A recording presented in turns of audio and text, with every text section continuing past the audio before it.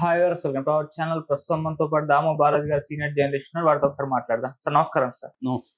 Sir Prasad IMAX మనకు తెలుసు హైదరాబాద్ లో ఉన్న పాపులర్ థియేటర్. సో చాలా మంది చాలా చిన్న సినిమాలు కూడా అందులో ఒక్క షో అన్న పడాలని ప్రయత్నం చేస్తుంటాయి, కోరుకుంటూ ఉంటాయి. అలాంటి థియేటర్ లో పుష్ప 2 ఇంత పాన్ సినిమా రిలీజ్ కాకపోవడం ఇప్పుడు చర్చనీయాంశంగా మారింది. ఒక్క షో కూడా పడలేదు, అసలు ఎందుకు వేయలేదు, ఏం జరిగిందని చెప్పేసి మాట్లాడుకుంటున్నారు సార్. మరి దీనికి గల కారణాలు ఏంటి? అదేవిధంగా పుష్ప 2 మంచి పాజిటివ్ రెస్పాన్స్ వచ్చినప్పటికీ ఇందులో చాలా మైనస్ పాయింట్స్ ఉన్నాయని కూడా మాట్లాడేస్తున్నారు. మరి మైనస్ పాయింట్స్ ఏంటి, మీరు ఏం చెప్తారు సార్ దీనిపై? ముందుగా మనం థియేట్రికల్ రిలీజ్ కి సంబంధించి ప్రసాద్ ఐమాక్స్ అనేది ఫస్ట్ వచ్చిన మల్టీప్లెక్స్ హైదరాబాద్ లో. దాంట్లో నువ్వు అన్నట్టుగా ఒక షో అన్న పడాలి అని అందరూ అనుకుంటారు. ఎందుకంటే ప్రసాద్ ఇప్పటికి కూడా ప్రసాద్ మల్టీప్లే ఎన్ని వచ్చినా కూడా దాని క్రెడిట్ అయితే ఉంది. అయితే ఈ సినిమా ప్రసాద్లో పడలేదు. దీనికి ప్రధాన కారణం ఏంటంటే మైత్రి మూవీ మేకర్స్కి ప్రసాద్ యాజమాన్యానికి మధ్య ఒప్పందంలో ప్రాబ్లమ్స్. మామూలుగా ఏంటంటే మైత్రి మూవీ మేకర్స్ మల్టీప్లెక్స్ల దగ్గర నుంచి ఎక్కువ షేర్ డిస్ట్రిబ్యూషన్కి అడిగారు.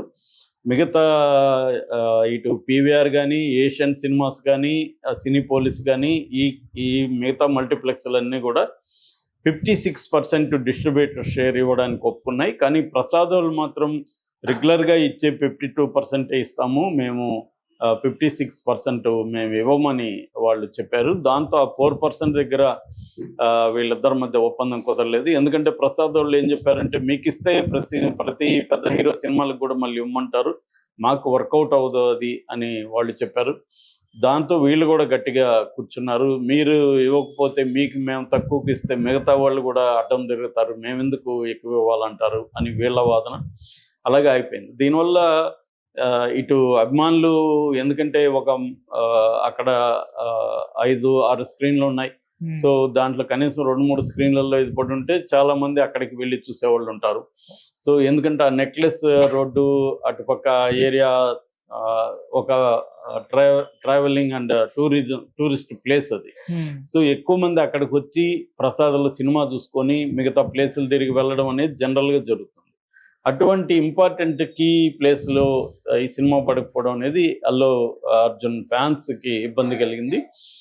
రెండోది ఫ్యామిలీ ఆడియన్స్ కూడా అక్కడికి వెళ్తారు, స్కూల్ పిల్లలు, ఫ్యామిలీ ఆడియన్స్ ఇలాంటివి కూడా అక్కడ టూరిస్ట్ ప్లేసెస్ ఎక్కువ ఉన్నాయి కాబట్టి అక్కడికి వెళ్తారు. మూడవది, ఈ సినిమా మీద ఫస్ట్ డే కలెక్షన్లు 50-60 లక్షలు వచ్చిండేది, ఫస్ట్ డే కలెక్షన్కి దెబ్బపడింది. ఆ రకంగా ఫస్ట్ డే కలెక్షన్లు ఇబ్బంది. ఆల్రెడీ కర్ణాటకలో వాళ్ళు నైట్ షోలకి పర్మిషన్ ఇవ్వలేదు, మార్నింగ్ నుంచి ఇది చేయాలని. అక్కడున్న కర్ణాటక ఫిల్మ్ ఇండస్ట్రీ వాళ్ళు ఒక పరాయి భాష సినిమాకి మేము నైట్ నుంచి షోలు ఇవ్వడం అనేది మేము చేయమని వాళ్ళు కంప్లైంట్ ఇచ్చి గొడవ చేస్తే అక్కడ ఆపేస్తారు. ఇదంతా ఏమవుతుందంటే, ఇవాళ రికార్డులు అనేవి చాలా ఇంపార్టెంట్ హీరోలకి. ఫస్ట్ డే కలెక్షన్లు అనేవి very important. So first day కలెక్షన్ల మీద దీని ఎఫెక్ట్ అనేది బలంగా పడింది. సో కానీ వాళ్ళు ఫస్ట్ డే కలెక్షన్ల ఎఫెక్ట్ కంటే కూడా షేర్ అనేదే ఇంపార్టెంట్ అని వాళ్ళు మైత్రి మేకర్స్ అనుకున్నారని వార్తలు వస్తున్నాయి.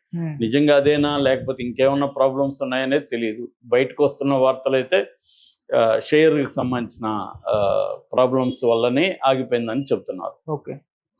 ఇక దీన్ని అడ్డుకోవాలని జనసేన లీడర్ ఆయన రమేష్ ఆయన ట్రై చేశాడు. గన్నవరం నియోజకవర్గ ఇన్ఛార్జి చలమల శెట్టి రమేష్ బాబు. సో కానీ నాగబాబు ఇంటర్ఫియరెన్స్తో అది ఆగింది. లేకపోతే జనసేన వాళ్ళు ఫిజికల్గా కూడా ఈ థియేటర్లో ఈ సినిమాని అడ్డుకుందాం అనుకున్నారు. ఇక్కడ కూడా ఒక బీజేపీ ఎమ్మెల్యే కూడా ఈ సినిమాని అడ్డుకోవాలని పిలిపించాడు. బట్ ఎక్కడ కూడా ఫిజికల్గా ఎవరు అడ్డుకునే పరిస్థితి రాలేదు. దురదృష్టవశాత్తు ఆర్టీసీ క్రాస్ రోడ్స్లో సంధ్య థియేటర్లో రేవతి అనే ఒక గృహిణి, వాళ్ళ బాబు శ్రీతేజ్ అనే ఒక బాబు 9 ఏళ్ళు, వాళ్ళిద్దరు సీరియస్ గాయపడ్డారు. రేవతి ఏమో చనిపోయింది, బాబు కోమాలో ఉన్నాడు. సో అదొక బ్యాడ్ ఇది. అట్లాగే కొన్ని చోట్ల లాఠీ చార్జీలు కూడా జరిగాయి. అయితే కలెక్షన్లు మాత్రం తిరుగులేదని చెప్తున్నారు. హిందీలో కూడా బ్లాక్ బస్టర్గా నిలిచే ఇది అయితే యునానిమస్గా సినిమా బ్లాక్ బస్టర్ అనేది మనకి అమెరికా నుంచి రిపోర్ట్స్ నిన్ననే నేను చెప్పాను, అక్కడి నుంచి అలాగే వచ్చాయి. ఇండియా వైజ్ కూడా ఇప్పుడు చూసిన ప్రతి ఒక్కరు కూడా ఎవరు కూడా సినిమా బాగాలేదని చెప్పట్లేదు. ఓకే. అయితే దీంట్లో కొన్ని మైనస్లు ఉన్నాయనేది బయటకు వచ్చింది. నేను కూడా ఇందాక నా రివ్యూలో చెప్పాను కానీ డీటెయిల్గా చెప్పలేదు. డీటెయిల్గా చెప్పాలంటే మైనస్లు ఏంటంటే ఫస్ట్ కథే మైనస్. ఎందుకంటే కథలో కొత్తదనం ఏమీ లేదు. ఓల్డ్ ఫార్మేట్లోనే సుకుమార్ వెళ్ళాడు. సో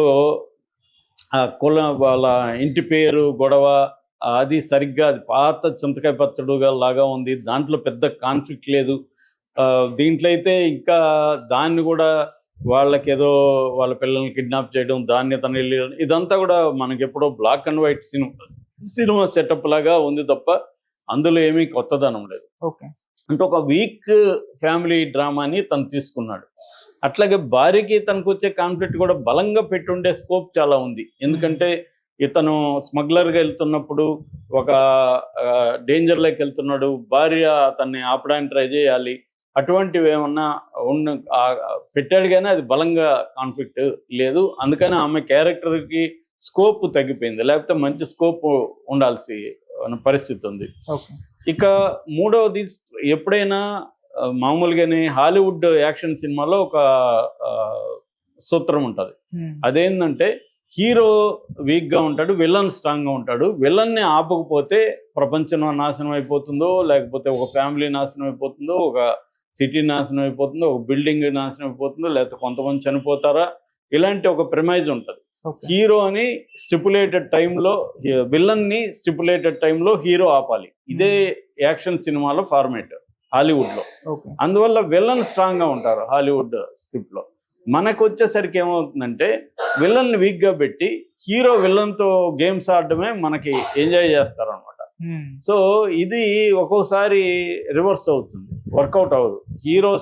హీరో స్ట్రాంగ్గా ఉంటే సరిపోదు, విలన్ కూడా స్ట్రాంగ్గా ఉండాలి. మనకి పురాణాల్లో కూడా దుర్యోధనుడు విలన్ అని సోకాల్డ్ అనుకుంటే, దుర్యోధనుడు ఎంత స్ట్రాంగ్ మనం చూసాం. దుర్యోధను చంపడం, మోసం చేసి చంపుతారు చివరిలో కూడా.